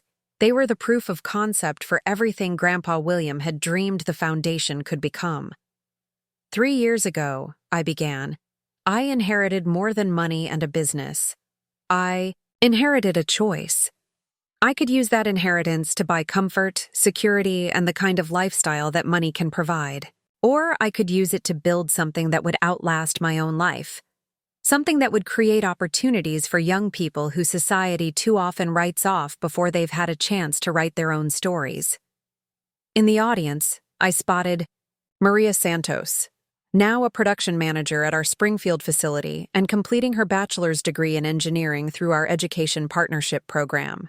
Next to her sat David Kim, who'd recently been promoted to director of our entire technology initiative and was consulting with organizations across the country about digital literacy programs for underserved communities. The Second Chances Foundation has grown beyond anything I imagined when we started, I continued. We now operate in 6 states, have partnerships with 12 universities, and have helped over 1,500 young adults build stable, self-sufficient lives. But those numbers only tell part of the story. What the numbers couldn't capture was how the work had transformed not just the lives of program participants, but the entire ecosystem of support around them. Our housing developments had revitalized 3 neighborhoods, creating mixed income communities where former foster youth lived alongside families from all backgrounds. Our workforce development programs had inspired other companies to adopt similar models, multiplying our impact across industries. Most importantly, we'd proven that social enterprise wasn't just good for public relations, it was good for business. Sterling Industries was more profitable than it had ever been under previous leadership, with our social impact initiatives driving innovation, attracting top talent, and opening new markets. But what I want to talk about today isn't our successes, I said. It's our failures, our challenges, and what we've learned about the difference between charity and justice. I told them about the early days of the program, when we'd focused too heavily on job placement, without addressing the underlying trauma that many participants carried. About housing initiatives that had failed because we'd underestimated the importance of community support systems. About partnerships that had collapsed because our values weren't truly aligned with those of our collaborators. Every failure taught us something crucial, I explained. that good intentions aren't enough. That real change requires systemic thinking, not just individual interventions, that the young people we serve aren't broken. The systems that failed them are broken. In the audience, I saw Janet Rivera, who'd started as a program participant and was now our Director of Community Engagement, nodding in recognition. She'd been instrumental in helping us understand how to design programs that built on participants' existing strengths rather than trying to fix perceived deficits. 3 years ago, I thought family was something you were born into or adopted into. A fixed relationship based on blood or legal documents, I continued. But I've learned that the most powerful families are the ones we choose to build together, based on shared values and mutual support. I gestured toward the front rows, where program graduates sat alongside staff members, board members, and community partners who'd become genuine friends and collaborators. This is my family now. Not because we share genetics or legal documents, but because we've chosen to invest in each other's success, to celebrate each other's achievements, and to support each other through challenges. This is what real family looks like. People who see your potential and help you build it, rather than people who demand your gratitude for basic acceptance. After the summit, I attended smaller breakout sessions where program participants shared their experiences and insights with newer arrivals. These sessions were always the most meaningful part of our events because they demonstrated how quickly our graduates moved from receiving support to providing leadership. Marcus Thompson, who'd joined our construction program after incarceration and was now a foreman on our affordable housing projects, was leading a workshop on financial literacy. He'd developed a curriculum that addressed the specific challenges faced by people with criminal records, including strategies for building credit, saving money, and accessing traditional banking services. The most important thing, Marcus was telling a group of 20 participants, is understanding that your past doesn't define your possibilities. I spent 5 years in prison, and when I got out, I thought that meant certain doors would always be closed to me. But what I learned through this program is that there are people who judge you by your character and your effort, not by your worst mistakes. In another room, Sarah Collins, my childhood friend from St. Catharines who now lived in our Hartford housing development, was facilitating a support group for single mothers navigating career transitions. She'd become one of our most effective peer mentors, using her nursing background and her own experiences to help other women balance education, work, and parenting responsibilities. You don't have to choose between being a good mother and building a career, she told the group. But you do have to be strategic about timing, about asking for help when you need it, and about creating support systems that work for your specifics. Situation. These conversations reminded me daily of why the Foundation's work mattered beyond individual success stories. We weren't just helping people find jobs or housing. We were creating a community of people who understood that everyone deserves multiple chances to build the life they want. That evening, I hosted a smaller dinner at my Hartford home for long-term supporters and community partners. The guest list included the mayor of Hartford, several state legislators, executives from companies that had partnered with our workforce, development programs, and nonprofit leaders who'd collaborated with us on various initiatives. But the most honored guests were 5 program graduates who'd recently launched their own businesses with support from our entrepreneurship program. They'd started companies ranging from a catering service specializing in healthy meals for senior centers to a technology consulting firm that helped small nonprofits improve their digital infrastructure. During dinner, Kevin Martinez, the young man whose identity theft case had been one of the first handled by our legal aid program, stood to make an announcement. 2 years ago, I thought my life was essentially over before it started, he said. I was 22 years old with destroyed credit, no family support, and no idea how to navigate systems that seemed designed to keep people like me on the margins. He looked around the room, making eye contact with guests who'd become mentors and supporters over the past 2 years. Today, I want to announce that I've been accepted to law school at the University of Connecticut, with a full scholarship funded by the Foundation's Education Partnership Program. But more importantly, I want to announce that I'm starting a legal clinic specifically focused on helping young adults who've been financially exploited by people in positions of trust. The applause that followed wasn't polite charity event clapping. It was the sound of a community celebrating one of its own members stepping into leadership. Kevin's Legal Clinic would be the 15th spin-off organization created by Foundation graduates, each addressing specific needs they'd identified in their own communities. This multiplication effect was what excited me most about our work. We weren't just creating individual success stories, we were developing leaders who would create their own programs, start their own organizations, and expand the reach of our impact far beyond what any single foundation could achieve. Later, that evening, as I cleaned up after the dinner, I found myself thinking about a conversation I'd had with Dad the week before. It was our first phone call in over 6 months, initiated by him after he'd read an article about the foundation in Fortune magazine. "Madison," he'd said, his voice tentative, "I've been following what you've built, and I want you to know how proud I am of what you've accomplished." "Thank you," I'd replied, keeping my tone neutral. "I also want you to know that I've been thinking a lot about how things went with your mother and Tyler, about how I handled everything. I failed you in that situation. I should have supported you more clearly from the beginning." It was the closest thing to an apology I'd received from any Sterling family member, and I appreciated the acknowledgement. But I'd also learned that apologies without changed behavior were just words. "I appreciate you saying that," I'd told him. "And you're always welcome to visit Hartford if you want to see what we're building here." "I'd like that," he'd said. "And Madison, I want you to know that what you've created, this foundation, these programs, the way you've helped so many people, your grandfather would be incredibly proud." The conversation had ended on a warmer note than any we'd had since the inheritance. But I'd noticed something important. I no longer needed his approval or validation to know that my choices were right. His pride was nice to have, but it wasn't necessary for my own sense of purpose or accomplishment.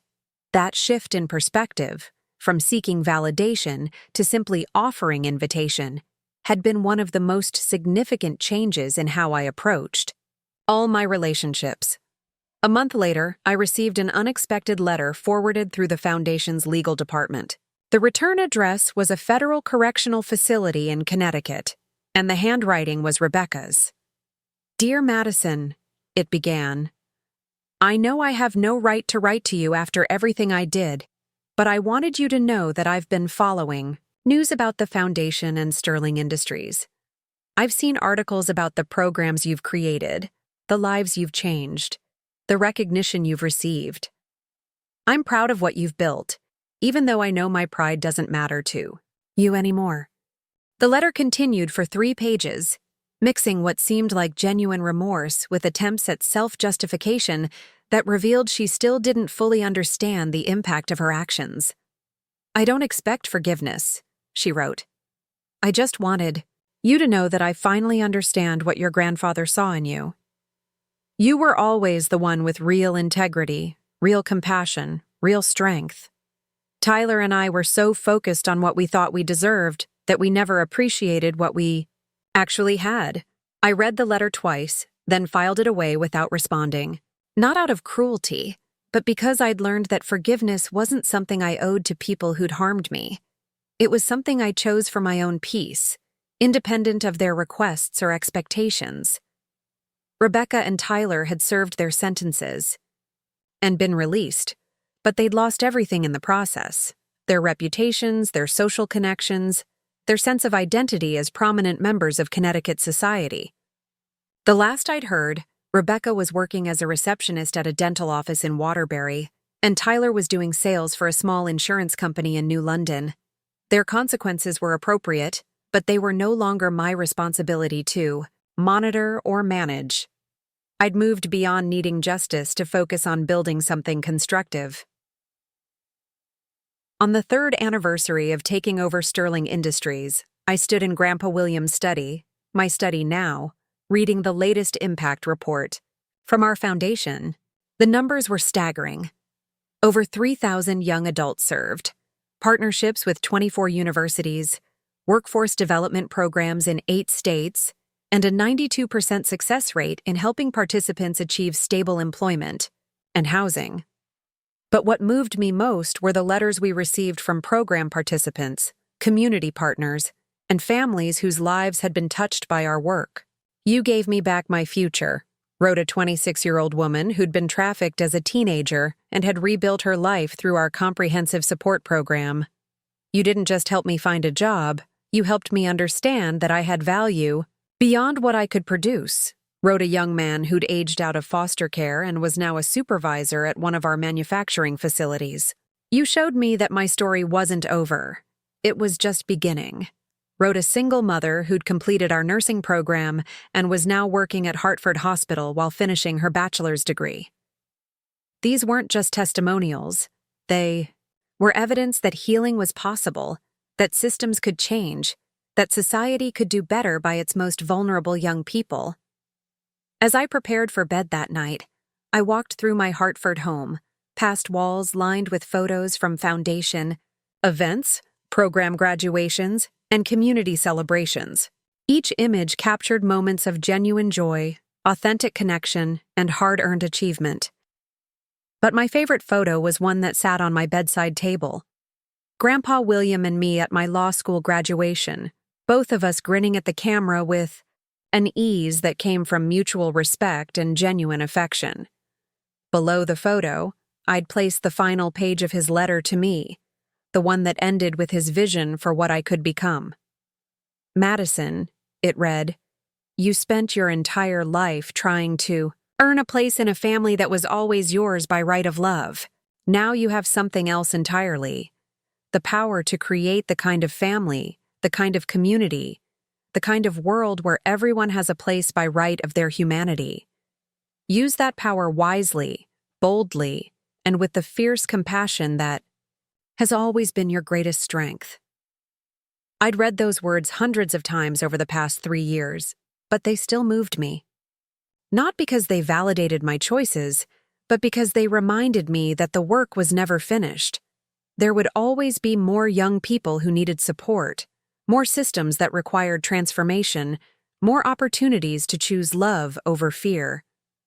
The family that had called me a joke, that had stolen my identity, that had treated my love as a transaction, had taught me the most valuable lesson possible: that belonging isn't something you earn or inherit.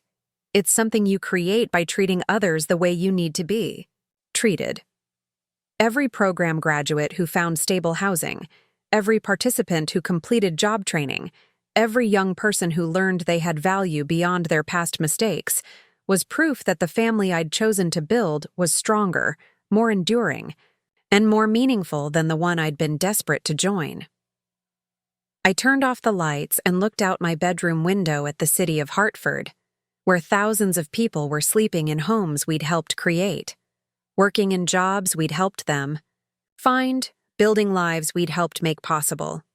Tomorrow would bring new challenges, new opportunities, new young people who needed someone to believe in their potential, and I would be ready for all of it, not because I was grateful for a place I'd been given, but because I'd claimed my power to create places where everyone belonged. That's what real family does.